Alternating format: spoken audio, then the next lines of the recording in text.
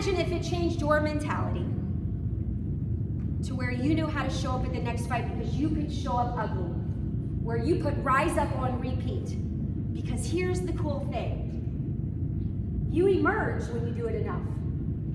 You wake up one day, and guess what? Overnight success. You ever hear that term? Overnight success. So in the middle of my PT and in the middle of the PICC line in my arm, does anybody know what a PICC line is? Or if you don't know what a PICC line is where they put it in an IV right here, and it goes to your heart, and you have to give yourself your own IV antibiotics, and you can't take a shower, you can't get it wet, you can't take it off, and you live with it or you die. I choose live with it.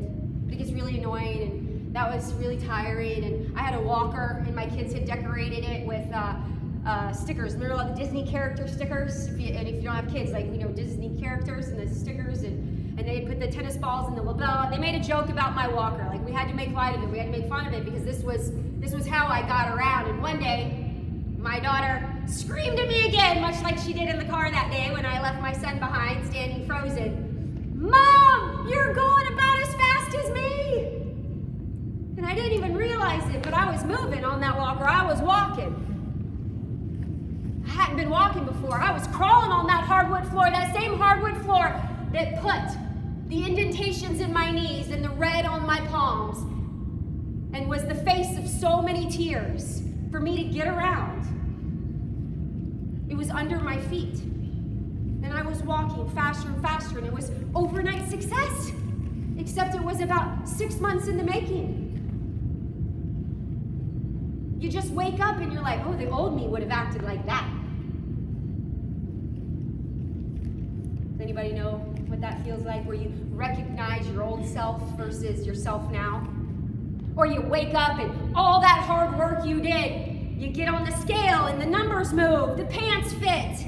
Or you say no to the 4th glass of wine. Or you stop scrolling and searching for things that will never fill you up inside. You actually say no to people because you don't want to do it out of obligation.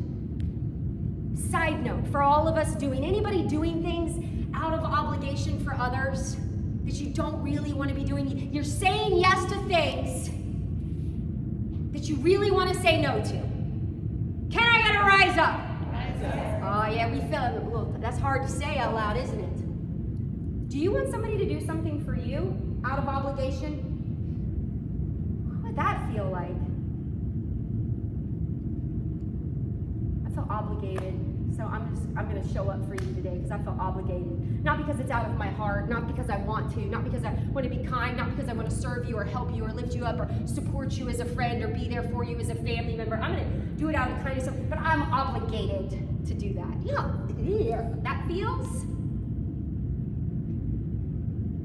But when you have built that warrior mentality, when you learn to show up ugly, when you have prepared and you have conditioned yourself and you see her and you've created her and you think like her and you act like her and you're willing to question yourself and surrender your old self and keep fighting for that future self, you emerge as her. You literally claim your victory. You wake up and life is good.